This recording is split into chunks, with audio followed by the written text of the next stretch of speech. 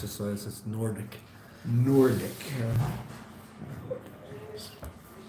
Oh, the Nordics. Scandinavia. What was the temperature there? Something's very open. It's around 5 degrees Celsius. -5? No, it is +5. Yeah. Okay, that's so It's bad. okay. I was here last night. Yeah, but it's the only my city is next to the water, like the sea. It becomes very, very moist and very cold because of the water. Because like a strong winds, so it feels much colder than it is.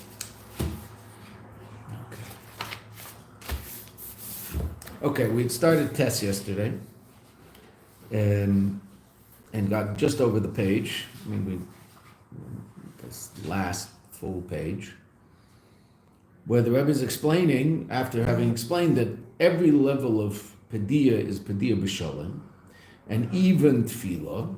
And where do we see that? We see that expressed most powerfully in the fact that David HaMelech wrote this Kapitel Tehillim during the war against Avshalom. And Avshalom's men were davening for David HaMelech, meaning through tefillah they were trying to bring about a Padi of Shalom and David HaMelech, even though you'll say it was really a milchama, right? But the Maisa, the Kapitel Tehillim is called Pode besholom. Also the Alter Rebbe. The Talmidim of the Alter Rebbe, the Chassidim of the Alter Rebbe were davening. Right? That's the last thing we saw. Right? And this Geula happened, second line on page Kuf Pei Zayin, Geula zu ba'al yedei tefillah. Shas tzleisa, shas krova. And we know, earlier in the Maimer we said, that tefillah is a time of tefillah is a time of battle. And yet, all the pedia happened as a result of the davening. We can explain this based on everything we've said up until now in the Maimer. The cave and Torah mitzvahs. Now the Rebbe is going to say something really quite astounding based on what we said earlier. But again, earlier in the Maimer we said that tefillah is a time of milchoma as opposed to Torah, and we talked about the 3 different levels of Torah. Then, when the Rebbe is explaining the inner Mesiras Nefesh, and how every single mitzvah is an expression of Mesiras Nefesh, of Yechidush, of Nefesh in some way, the Rebbe said that really, therefore, every Padiyah is a Padiyah of Sholem, because on the level of Etzem and the Shama, there's no opposition. It's a state of Sholem, a state of wholeness. Right? Now the Rebbe is actually going to say, therefore, tefillah is actually a more powerful expression of shalom than even Torah, which is really quite amazing. The fact that everybody was davening to bring about this peaceful redemption in the context of war.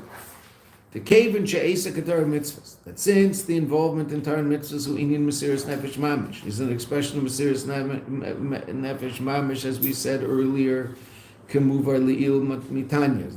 As the Rebbe explained, the Alter Rebbe explained, saying that everything that we do ultimately comes from Etzem and Neshama. Lochein, therefore, gam tefillah, also tefillah. Kshurim Pode besholom. So tefillah is connected to Pode besholom because even tefillah is coming from the same place, a place of etzem and neshama. And now the Rebbe is going to say even more than Torah on a certain level. One could say that the opposite is true. On the contrary, inyan of Mesiras Nefesh, when is the greatest expression of Mesiras Nefesh? Hu dafka betefillah, the Rebbe says. Hu betefillah yesim in Torah. Why? That which a person's learning Torah is Mesiras Nefesh. Again, that means that a person's learning Torah is an expression of his essential connection to a Kadosh Baruch Hu. When is it in the context of learning Torah that a person has to actually think about that consciously? This experience, this feeling, this awareness, the Mesiras Nefesh, of the self-sacrifice of Talmud Torah, that a person's learning Torah because of their essential connection to a Kadosh Baruch Hu. Tzarich liyos, when should it be? Kodim sheyaskil lilmud. Before a person sits down and opens up the book, they should remind themselves of what they're about to do, right? Because obviously, when they're in the midst of that, it's a very, very powerful expression of the most powerful sense of self that a person has, which is their intellect. Right? So therefore, the person, before they sit down and learn, should remind themselves as to what this process is really all about. Right? Because, and Chazal say this, and the Rebbe Shab wrote a whole kuntras on this called Kuntras Eitz Chaim, explaining why we have to learn Chassidus in addition to Nigla, because especially Nigla, and Nigla is such that Chazal refer to Torah as a sam, a potion, right? And it can be sam hachayim, it can be a potion of life, which is what you would assume since we're talking about Torah. But Chazal also say it can be sam hamavis, that Torah could be poison. How in the world could Torah be poison? Because if a person learns Torah and that Torah causes them to think that they're better than someone else, so then it's pushing them away from God. It's not bringing them close to God, it's pushing them away. Where might that happen? So that might happen within the context of learning Eitz Adas Tov V'Ra, or Eitz Adas Tov V'Ra, of learning Nigla, that a person will get very wrapped up in the intellectual expression of it all, and think that somehow he's greater than he really is, or even he might even be great, but he'll be very impressed by his own greatness. And that's obviously something that is not the idea. The idea is to be impressed by God's greatness, right? I'm not going to repeat Rabbi Steinsaltz because I know I've already said it about the difference between pregnant women and pregnant men. You know that statement of his. Okay, so the Rebbe Shab says in Kuntras Eitz Chaim that that's the reason why we learn Chassidus, in order to maintain a certain appreciation of what Talmud Torah is really all about. Right? So the Rebbe says that the Mesiras Nefesh of Torah, meaning when does a person remind themselves of the fact that this enterprise is an expression of their essential connection to HaKadosh Baruch Hu before they're learning. Right? And the Rebbe also says, parenthetically, if a person learns many hours straight, right, without interruption, you should stop for a minute and think about it. One of the things that people do is to learn the 5th parak of Tanya before they start learning. Remind themselves of what learning Torah is really all about. It's all about an incredibly powerful connection to HaKadosh Baruch Hu. So then in the middle of learning, it might be a good idea, take a couple of minutes out and relearn the 5th parak of Tanya. So I'll keep in mind exactly what Talmud Torah is about, because it's very easy to get into the intellect of it. Aval, beis limud, when a person's actually learning, when he's involved in trying to understand and comprehend this idea that he's learning, doesn't feel the bittul Mesiras Nefesh. Otherwise, he feels very powerfully the existence of his own intellect. Right? Now, he might be annoyed at his own intellect because it doesn't quite understand things as quickly as he would like it to understand. Okay, but that's still him. Okay. So learning Torah can be a very powerful expression of self, right? And it's so interesting, different chavrusas. So some chavrusas are just a constant battle. The people are battling away with each other, who's right and who's wrong, right? Okay, some chavrusas are Pode, besholom. Right? Some chavrusas are Pode, milchama. I mean, they're just battling away with each other. Right? Okay. So therefore, he's not necessarily aware of the bittul of Mesiras Nefesh when he's learning. Va'adarabba, the opposite is true. Man Malka, who's the king? Rabbanan, right? Because I'll talk about the fact that who is the leader of the Jewish community, the most learned person in the community. So that might, if the person is not careful, that might go to their head, right? I mean, there's definitely a danger of such. V'raisu the kamaras cholei, and it's the Torah that heats him up, meaning might make a person very conscious of themselves, as opposed to a state of bittul, because of the nature of intellect. Mashen kein b'tefillah. That's not the case in tefillah. Now, this is obviously when a person's davening properly, and when the davening is truly an expression of their essential connection to HaKadosh Baruch Hu. Then what is the stance of the one davening? The one sitting and learning is trying to become, so to speak, the master of the Torah. Even though what did the Alter Rebbe say? That it's not to become a master of the Torah, it's to allow the Torah to become a master of you. Okay, but still it's to be the nature of the enterprise is to become someone who has a certain mastery over something. Right? Whereas davening, what's the stance of the davener? The one davening is like a servant standing in front of his master. Tachlis a bittul, the ultimate bittul. And if that can be expressed positively, so then that's the bittul to Mesiras Nefesh. Right? Meaning, and as the Rebbe said, ultimately everything's coming from that place. So the truest expression of davening is a greater level of bittul than learning Torah. Even though interesting learning Torah is chokhmah, and davening is malchus, right? And malchus is that place where we get a sense of self. Right? Halavai adam yispalo kol hayom. Chazal say. And Halavai is Oisius Eliyahu, who's the one who davens all day, Eliyahu. Who's Eliyahu? The Navi. Who's Moshe Rabbeinu shaykh to Torah. Interesting enough, just an interesting remiz to teach us the difference between the two, how Eliyahu is shaykh to the reality of Malchus, and Moshe Rabbeinu is shaykh to the reality of Chokhmah, which is the source of Bittul. Right? Moshe's Ibur, how long was Moshe in his mother's stomach before he was born? 7 months. 7 months, 6 months. He was born at the beginning of the 7th month, right? I thought our gynecologist should know that, right? Right? That he was born early, right? That's why they were able to hide him for a while, right? Whereas Eliyahu, now when you hear this talk, you're very upset, this poor woman. Eliyahu, how long was Eliyahu's Ibur? 12 months. That's called being overdue. 12 months. Now, interesting enough, what happens in that state of Ibur? The creation of a sense of self, not self in a negative way, just the creation of an independent being. Well, Moshe Rabbeinu's sense of self was completely and totally, ultimately expressed in Bittul. Moshe Rabbeinu's Bittul, that's what Moshe is. Anav Ma'od, the one who Kadosh Baruch himself writes in the Torah that he was the most humble person, the most bottle person that ever existed. Whereas Eliyahu, not that Eliyahu was a big yesh, but Eliyahu's avodah was within the context of his existence in Olam Hazeh, dealing with Olam Hazeh, and it was dafka shayach, therefore, to tefillah, which comes from below above, and that's why Chazal say, Halavai Adam Yispalo Kol Hayom. Who's the one who davens all day? Halavai, or says Eliyahu. Eliyahu is the davener.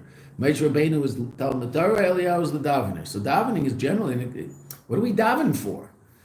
Most of our davening is actually asking for things for ourselves. So on a certain level, it is an expression of self. On the other hand, the essential idea of davening is bittul muchlat, the Eibishter, that even those things that we get in Olam Hazeh are completely and totally dependent on the Kadosh Baruch Hu. Realize that nothing happens without him.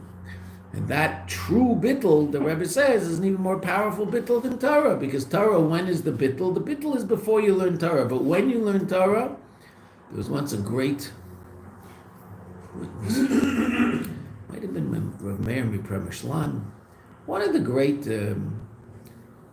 Chassidish Rebbeim in Europe in the early years of Chassidus. Might have been Rav Meir Mipremeshlan.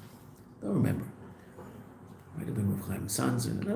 That ilk, meaning giants, said that when you're learning Torah, you're supposed to forget about God. What did he mean? He said there's 2 times you forget about God. When you learn Torah and you give it tzedakah. We'll start with tzedakah because we have to understand Torah.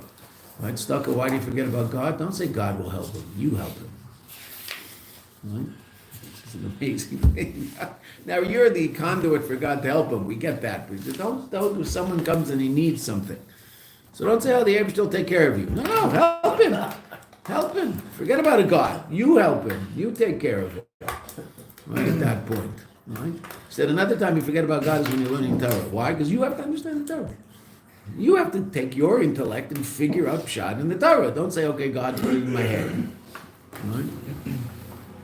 That's not the avodah. The avodah is for us to understand. Okay, so now that's obviously he didn't mean that in the most extreme way it could be interpreted, right? but he meant it to make a point. So learning Torah is what? Learning Torah is our intellect encountering the Torah and trying to understand it. That's what it is, and I have to figure it out. It's up to me to figure it out. That's what Talmud Torah is. That's the mitzvah. Okay, so when is it that I remind myself that this is all just an expression of my essential connection to the Eibishter? Before I learn, stop in the middle of learning to remind myself. And in the heat of the action, it's my intellect trying to figure out what's going on. Whereas davening, the ultimate expression of davening is that it's all about the Eibishter. It's praising the Eibishter, even though it's a battle to do that. Al Pikola now. Based on everything we've learned, it's now understood. Yuvan said that Shadaf Kal Yedei Aveda Ata. Now the Rebbe says something amazing about our time, and the Rebbe says this in a number of places.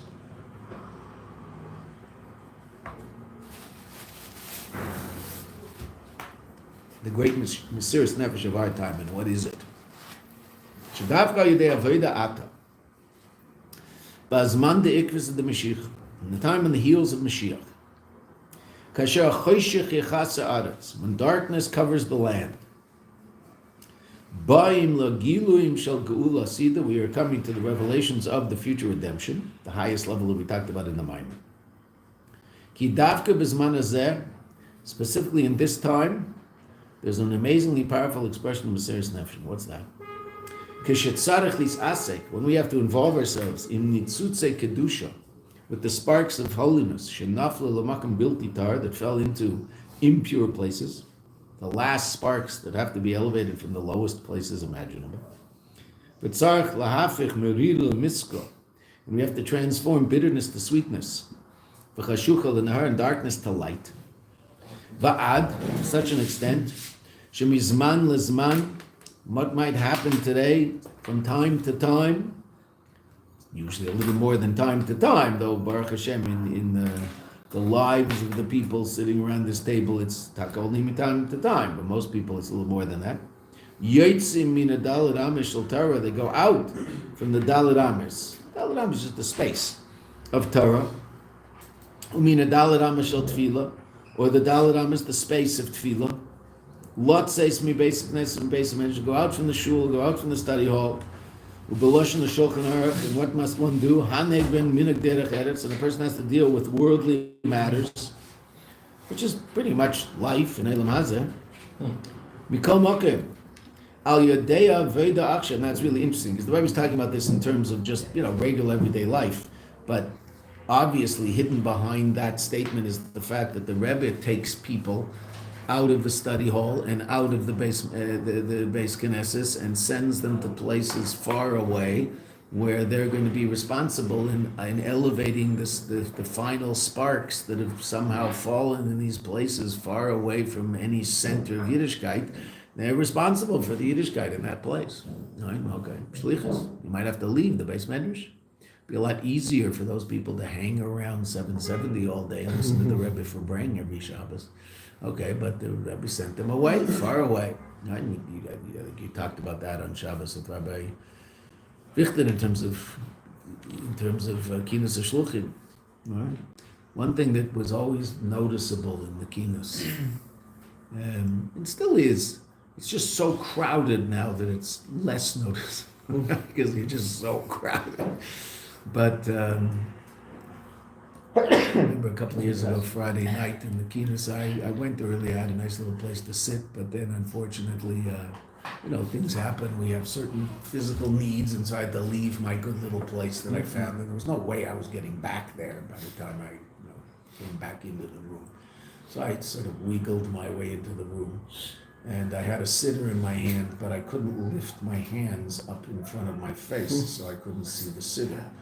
So I just stood there and answered Amen and had a good time while the rest of the shul davened. A lot of people were doing this. And then after, there was a minyan of about 200-300 people who were in the same predicament. We made a minyan after everybody else finished davening. We made another minyan in 770 of people who were so stuck that they couldn't daven. Right? It was, Simchas Torah on steroids. It was just unbelievable how crowded it was. So, but when it was a little less crowded and you could notice things a little more, what was very, very noticeable shluchim coming to 770. And you also notice this in the summer. You notice this other times. There's kinas shluchim. There's so many that it's hard to miss. Right? And you might not know who the shaliach is in the middle of the summer, whereas on kinas shluchim you can basically assume everybody's one. That what are shluchim doing? They're davening on Shabbos for the first time in months. They never get to daven on Shabbos. I mean, they daven. They have to daven with the minyan, but they actually are probably calling out page numbers in the middle, which really makes it, which is mutter, but it doesn't exactly make your davening what you would like it to be. Right? When was the last time they just no responsibility whatsoever except to sit with the Eibishter and daven for a few hours? When they visit 770, that's the only time that ever happens. Right? When do they all visit? They all visit shluchim. So what do you see? You see a few hundred in the old days, right? A few hundred, hundreds and hundreds of shluchim getting to 770. Or they were up for bringing till 2:30 in the morning the night before. They pull into 770 at about 7. Get a place that's comfortable to sit to say Tehillim, learn Chassidus for a few hours, and sit in 770 until 2-3 in the afternoon. What do they want to do? That's really what they want to do. When do they ever get a chance to do that? Never at home, ever. Right? They have to finish davening with the tzibur because they have to make kiddush and they have to talk during the kiddush and etc. etc. They're busy all day long Shabbos. When they ever get a chance to sit and daven, a Shabbos davening, never. When do they get the chance? Well, they come back to the Rebbe for Kiddush. Now in the old days, no offense, you couldn't daven until 2 or 3 because the Farbrengen started at 1:30, right? So a little faster, right? But what they want to do, they want to daven. So what the Rebbe is saying here is taki interesting. Everybody experiences the need to leave the beis medrash. Also, but the hidden behind this is the Rebbe pushing people out of the beis medrash to go to Peoria, Illinois. Mikol Mokem, or some place in Sweden. Mikol Mokem al yedei aveda achshav dafka, through our aveda now specifically mevim es geula sida. Right, we're bringing the geula. The az yikuim mashikosav, then it will be fulfilled that which is written regarding the geula sida. Yeshayahu vatem telukotu leechad echad. You will be gathered one by one. So interesting, right? That's shlichus. There's so many shluchim out there on shlichus where literally they're gathering Yidden one by one. There are places in shlichus where, on a college campus, so on a certain level you're gathering one by one, but you're also dealing with, tens and tens at, all the time. There's all these people around. Yes, you're dealing with each individual and there will be just 1 or 2 or 3 or 4 every semester or year, however it works, it will be specifically mamish more interested than everybody else.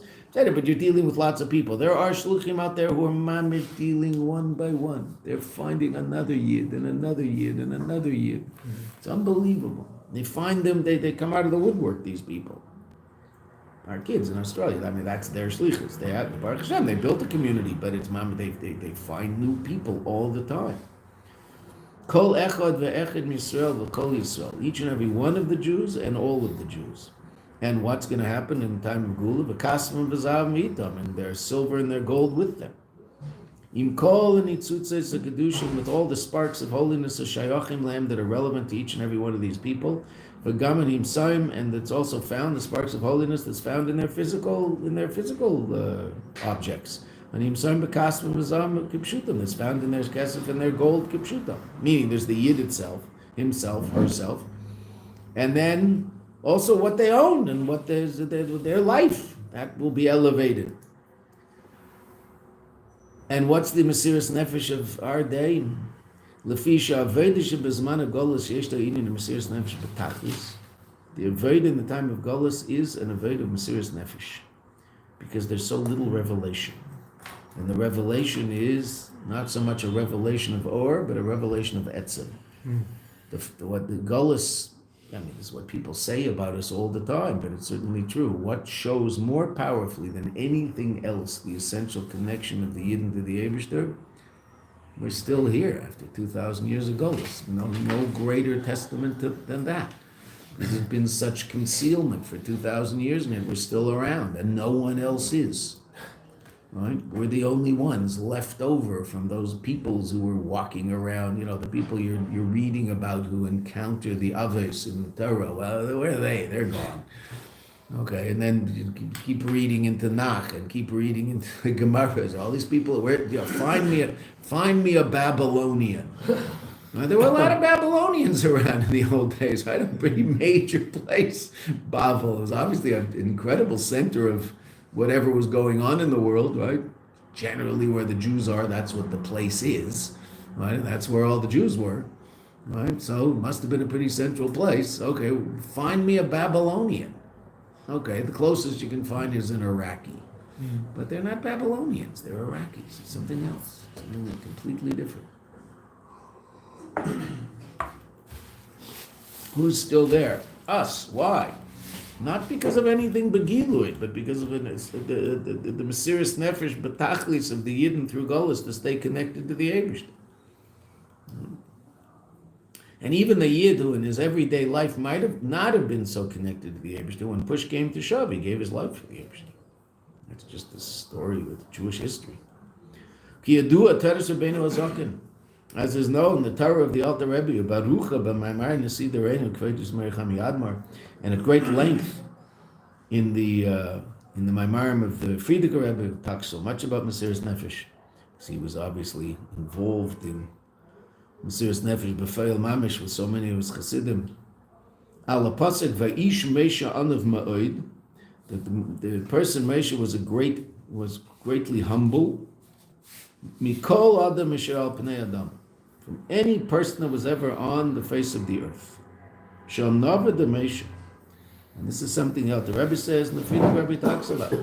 The humility of Meisha Emes V'Terasa Emes. And Meisha is the ultimate expression of Emes. Haisa b'miyuchad b'kesher l'dar the ikvis of the Mashiach. Who is Meisha most humbled by? Our generation. So what did Meisha see? I mean, basically, how it's explained, to put it bluntly, they don't feel anything, and they're still completely connected. Elokus, they know about it intellectually. Do they feel it?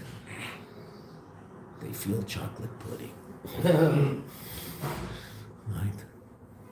Very connected to chocolate pudding. And the ones who aren't connected to chocolate pudding, they're balei gaiva about not being connected to chocolate pudding. Oh, I'm so holy because I'm not connected to chocolate pudding. You know what? Better eat chocolate pudding than be a balgaiva about not being connected to chocolate pudding. Right? So our generation is a generation that the fact that we're serving the Eibishter is Moshe Rabbeinu is humbled by us. What was he humbled by? Our Mesiris Nefesh.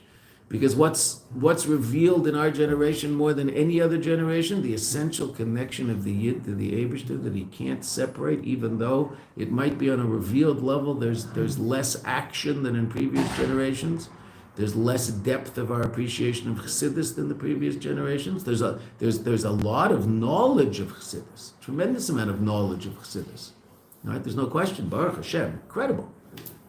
But how deep is it? How profound is it? Whereas the older Chassidim might have one mimer that they knew, but they knew it and they lived by it and they breathed it, right? Whereas we might be.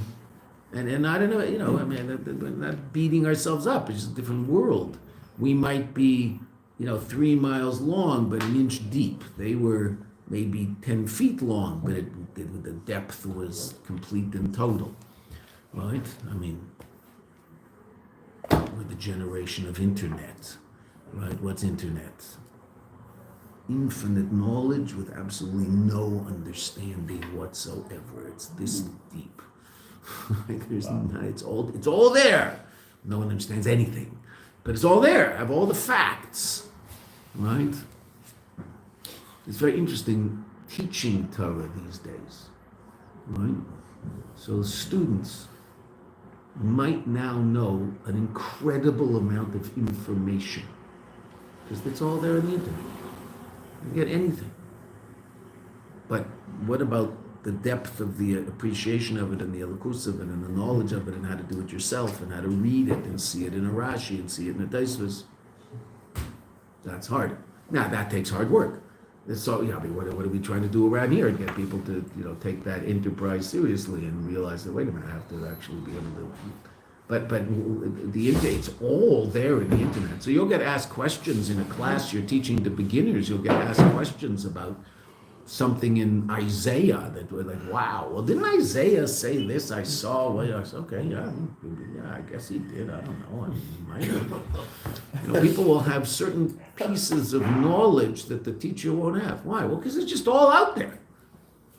Okay, but how about the depth of it and the profundity of it all? So that might be lacking. Okay, that's why they're in that class, a beginner's class. Something that just didn't happen before.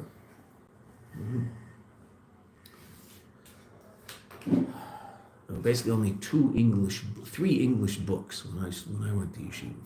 There was a Sensino Talmud, which it was impossible to read. Right? There was Chovos HaLevavis, was translated into English. That was like the first book. And Rashi and Chumash, the Silverman Rashi. It was Rashi and Chumash. That was basically it. So if you want to learn something, you just have to figure out how to learn. There's no choice. Now, a person could finish Shas and not know how to order breakfast in Lashon HaKodesh. They could finish Shas in English, in art school. Just learn the whole thing in art school. Finish the whole thing. Right? Okay. Art school's amazing. That's amazing. It's incredible. Right? But it's also, all the deep questions. So what do they say in art school? See the Rashba. Well, there goes that. I'm not going to answer that question. Right? What? The Rashba, one of the commentaries on the Torah, who deals with deeper, more sophisticated questions that, after a while, it's funny because I'm not fetching. I'm not venting either. It's just interesting.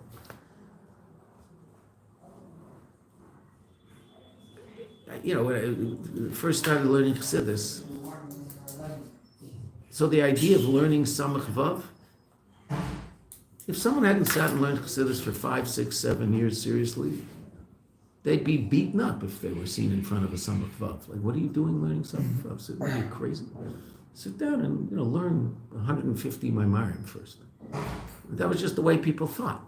Now, next door, they're learning Samach Vav. People who've sat and learned Chassidus for 6 months. Is that bad? I'm not saying that's bad. It's just completely different. Right? The only person I know who learned Samach Vav early on in his development was Professor Brower in Montreal. He was brilliant. And Beryl Muchkin sat him down. Munchkin? Beryl Muchkin, yeah. The Shluchim in Montreal. One of the famous, I never saw it because I didn't live in Montreal, but I have a lot of friends who grew up in Montreal. This was like one of the scenes in Montreal. Thursday night, for years, Beryl Muchkin and Professor Brower would sit down in front of their Samach Vav and learn from 10 o'clock at night until 5 in the morning. A bottle of scotch on the table, so anytime they got tired, they'd get a scotch and away they'd go. They'd finish the bottle in the course of the night, keeping themselves awake. And they went through Samach Vav 5 times. They went from the beginning to the end, went back to the beginning, went to the end, went back to the beginning, went to the end, went back to and by the time they finished 5 times, Professor Bauer knew Chassidus pretty seriously. But that's how they learned Samach Vav. Every Thursday night. Professor Brower, I know maybe you haven't heard, one of the most well-known so-called Balei Tshuva in those days. He wrote a fantastic little tiny book about his Tshuva experiences, and fascinating guy, amazing guy. He was a professor of something very, very interesting in McGill University. I don't remember what. Something in science. It was very fascinating. Just a really interesting family. I've met a few times. Fascinating guy. And that was how he learned Chassidus. He sat down with Beryl Muchkin for hours every Thursday night. Just broke his head on it. And they went through it 5 times.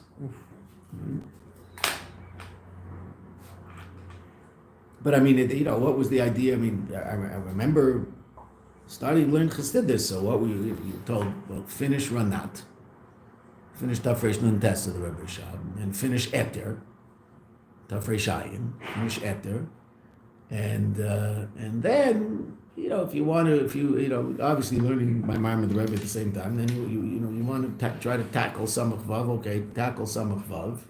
And then when you finished all that, if you have the chutzpah, the kedusha, so open up Ayin Beis and see what happens. That was the basic understanding of it all. Right? Now, Baruch Hashem, there's a class on internet on Ayin Beis every day with Simon Jacobson. He teaches Ayin Beis in his house in Crown Heights every day, and it's you can follow along with him. It's amazing. It's unbelievable. It's partially amazing. It's a different world. Ayin Beis. And it wasn't even printed until Lamed Ches. You couldn't get it. So, Moshe Rabbeinu is completely humbled by our generation. The Alter Rebbe says this. The Frierdiker Rebbe says it. Well, it was specifically our generation. And what about our generation? So look what the Rebbe says. This is what the Alter Rebbe said, this is what the Frierdiker Rebbe said, and this is what the Rebbe says about the Mesiras Nefesh of our generation. When Moshe saw our Mesiras Nefesh, B'kiyum Torah mitzvahs, regarding the fulfillment of Torah mitzvahs, Be'inyan, Al Yisbayesh Minum Aligin. Don't be embarrassed by the people who scorn. What's the Mesiras Nefesh of our generation? To be a proud Jew. A proud Jew wears a yarmulke and has tzitzis and walks around outside, even though the winds of the world are completely so-called secular, and even scorn and ridicule someone who actually believes in something. That the Jew walks out proudly with his tzitzis and his yarmulke, and isn't in any way, shape, or form moved by the negative energy around. That's the Mesiras Nefesh of this generation. What does that mean? That means to daven mincha proudly in an airport gate before the flight. You should be embarrassed to daven mincha. The people not davening should be embarrassed. They're about to get on a plane, fly 35,000 miles in the air, and go 500 miles an hour in a metal tube. Why aren't they davening? They think that's normal? Right? Who's the only normal person? The guy who's standing next to the glass, and then of course when he checks on his phone which way Mizrach is, he has to face everybody in the gate when he daven Shmona Esrei instead of facing the outside. He has to turn around and face everybody, close his eyes and move back and forth a little and mumble some words, and everybody's looking at him like, whoa, this guy is really wild. Okay, does he do it? Of course he doesn't. Right? That's the Mesiras Nefesh of our generation. Right? And it might be, they didn't have planes 100 years ago, obviously, but I don't know whether anybody davening in public 150 years ago would have been deemed unusual, because most people were God-fearing people one way or the other. One way or the other, most people were that way. Right? Maybe not religions that they're exactly friendly to us, but they were God-fearing people that, and interesting because America is generally still a God-fearing country. Generally. Certainly big, huge chunks of it. If you take, if the two coasts were to fall off, all of America would be in church all day. Right? So on the coasts, they have this issue. Something about the ocean. I don't know if that ocean air gets them. Right? But the East Coast and the West Coast, take it away. Well, everybody in the middle is pretty God-fearing. Used to be, I don't know, it's a little different now, but it used to be you could not get elected president of the United States if you weren't seen in church. Bill Clinton had to go to church, for goodness sake. You just had to, now you don't see that. You don't see anybody in church. Trump, Biden, you didn't see them like that. Wasn't a thing. Went to shul. Yeah, well, Trump went to the Rebbe, so he's really smart, but...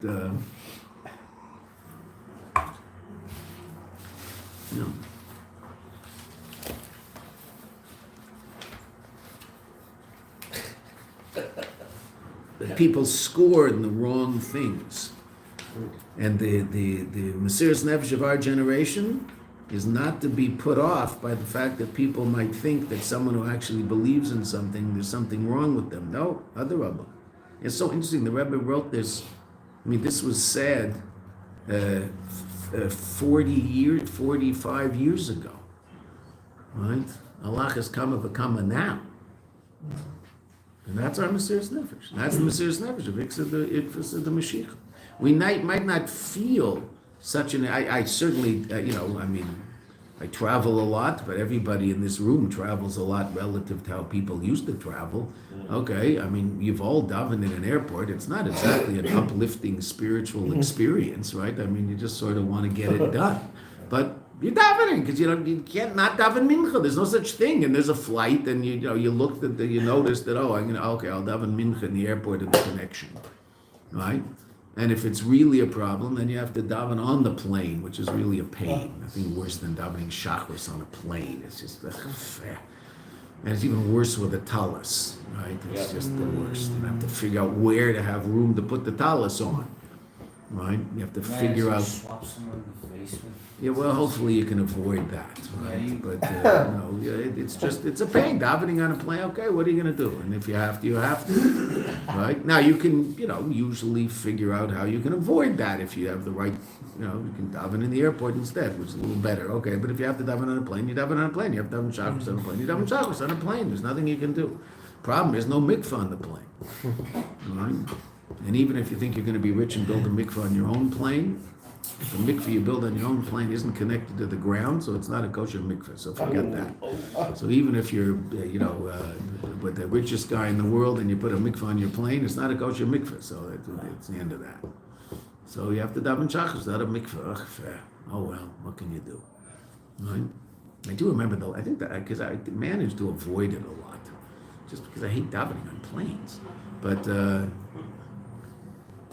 remember davening on Turkish Airlines, which of course no one can fly anymore, but in the old days it was a very common way of getting in and out of Eretz Yisrael. It's a good airline. Remember davening Turkish Airlines, davening Shachris. I was sitting on 2 rows from the front in the beginning of economy, on the aisle in the middle, so I could get up and out very easily, and there was an empty space in front of me, so I could go stand up there when I had to. There was one person who was absolutely enthralled and so besimcha that someone was davening on the plane. And who was that? A 21-year-old Muslim woman sitting across the aisle, who every time I walked to and from the place where I was standing up, she would try to catch my eye. I mean, she did catch my eye, but I tried to ignore her, right? Just smile from ear to ear. Just, wow, I'm so happy you're doing this on this plane. A Muslim, right?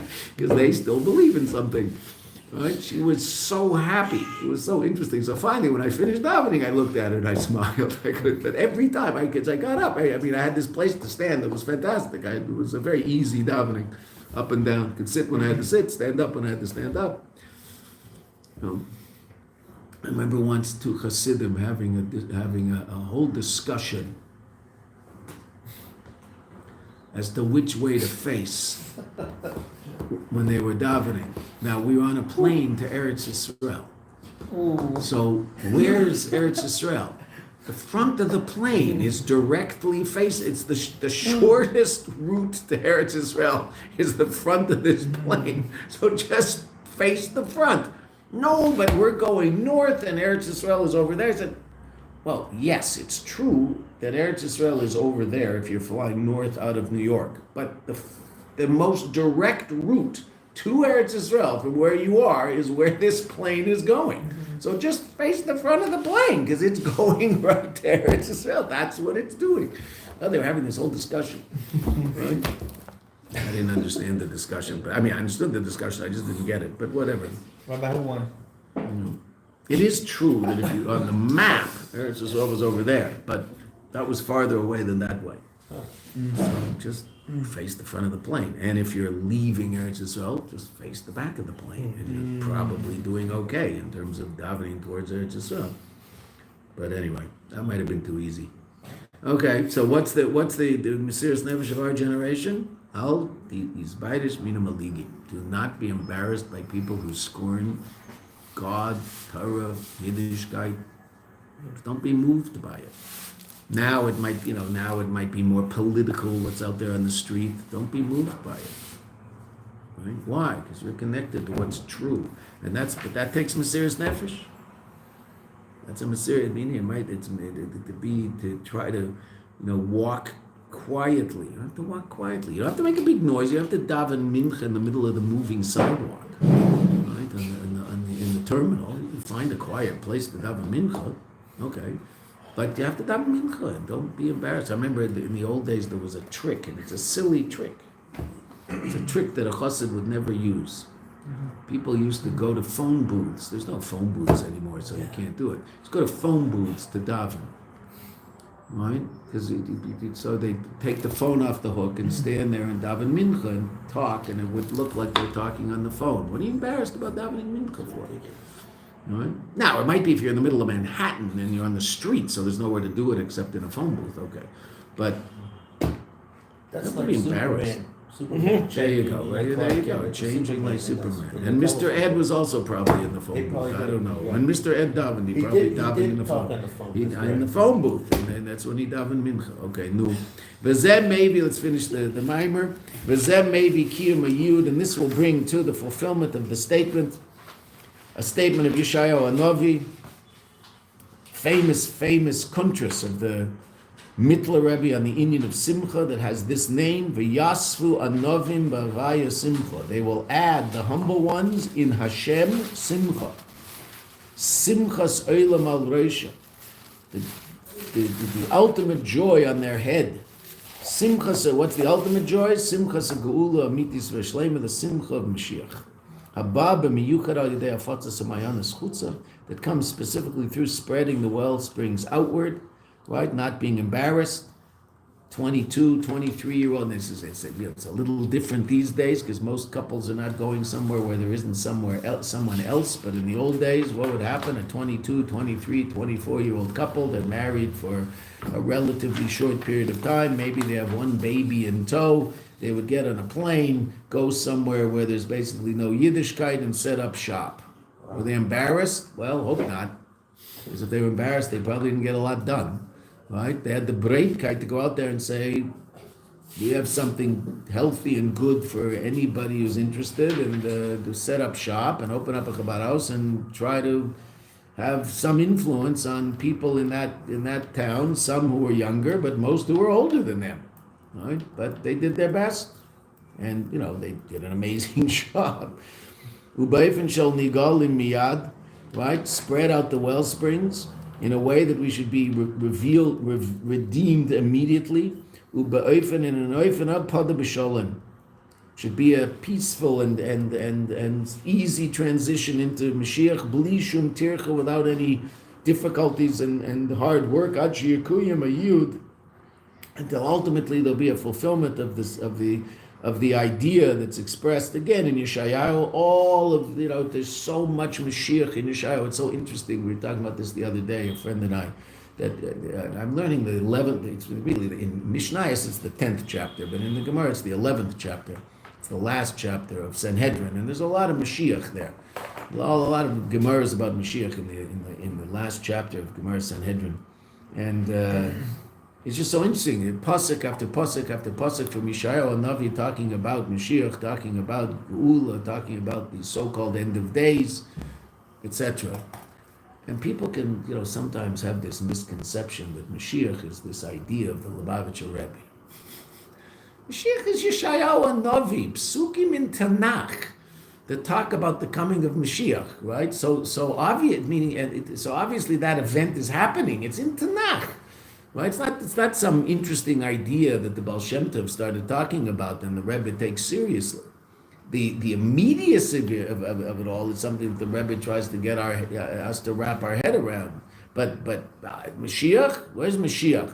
Psukim in Yeshayahu. Also happens to be psukim in the Torah.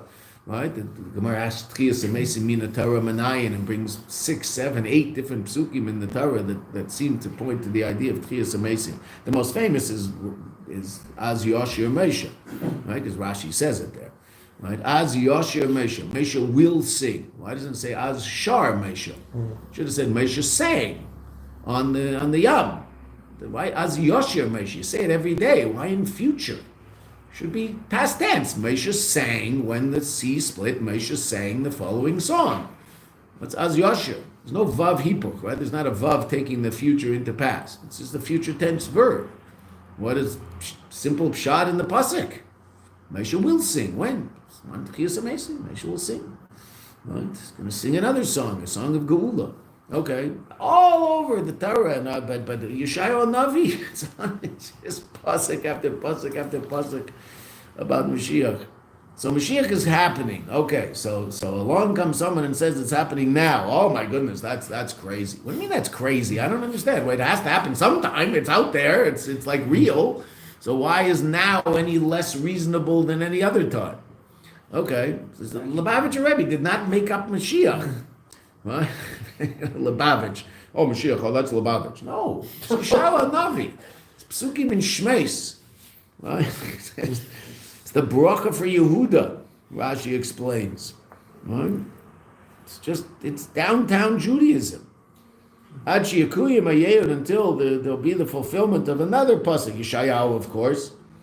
V'hayu malachim emnayich, kings will be, your tradesmen. The Sadar Seyim Menikesayach, and their ministers will be the ones who clean up around you. Ve'viu eskol achayim mincha l'Hashem b'chol b'kli tar, and you're going to bring us an offering to Hashem in a pure vessel.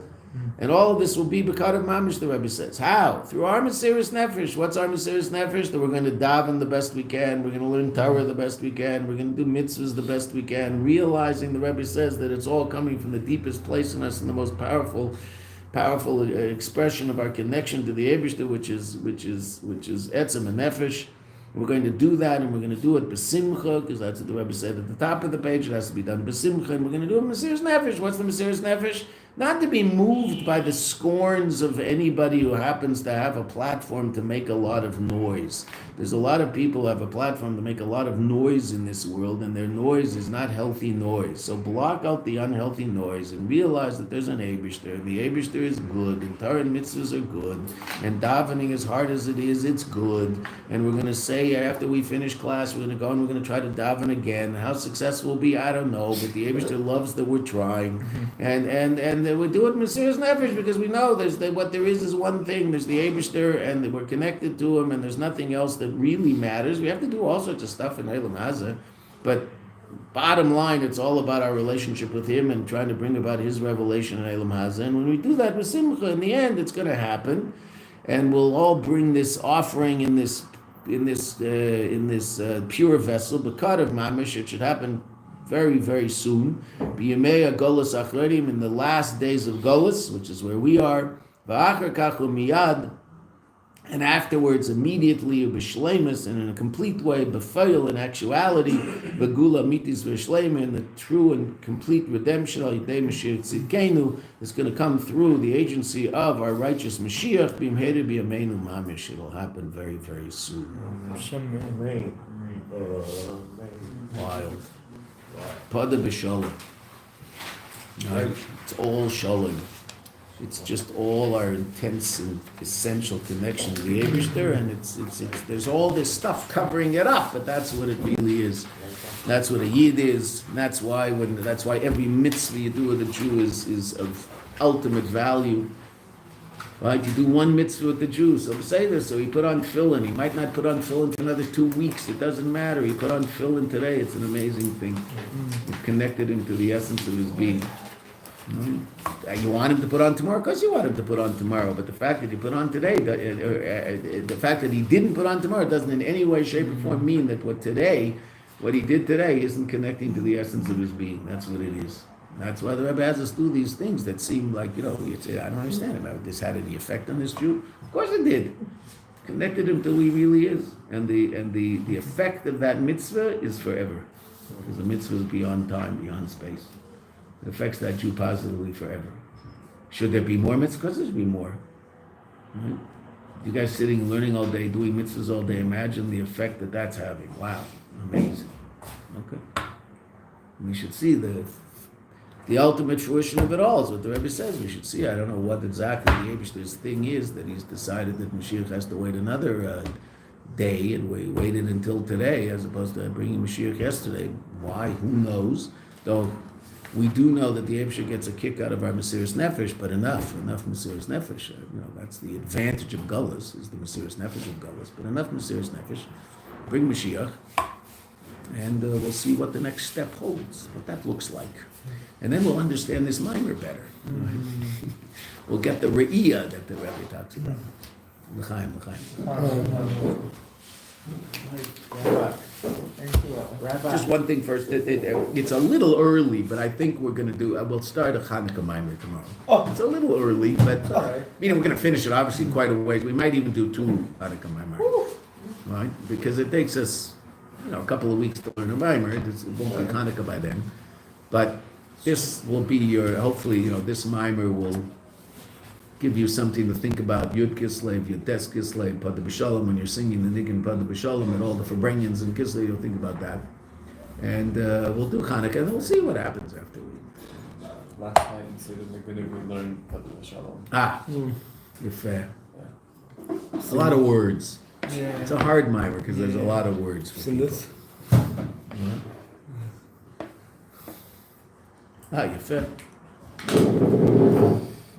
It's like a big poster in the place. Where? I don't think. I think it was a Svas or something. I don't know exactly what it is. Beautiful. Rabbi. Thank you. Yeah. This is a different hat. This isn't the hat you were wearing yesterday. Yeah, this is when I was in Kentucky at Fort Knox. So like Kentucky? Fort Knox is Kentucky? it's in Kentucky. With Mr. Curtis? I always thought Kentucky was so esoteric, and then we had 2 daughters who were in Shlichus, and one who was there for 2.5 years, in a place called Mason, Ohio. It's right next to Cincinnati. It's Mamish, Kentucky. Like Cincinnati, you cross the bridge, you're in, the airport of Cincinnati is in Kentucky, actually. I thought Kentucky had always related to this esoteric place that I'll never ever get close to, and there I was, right next to Kentucky. Ohio. Ohio, everybody heard of Yeah, it's Ohio. right there, Ohio River. Right, just across Mamash, downtown Cincinnati, you just cross the bridge and you're in Kentucky, like that's what's there. When we were there, we would go up to Cincinnati to get meat Yeah. and kind of like that. Yeah. Oh, I wanted to ask. You're in bad shape if Cincinnati is your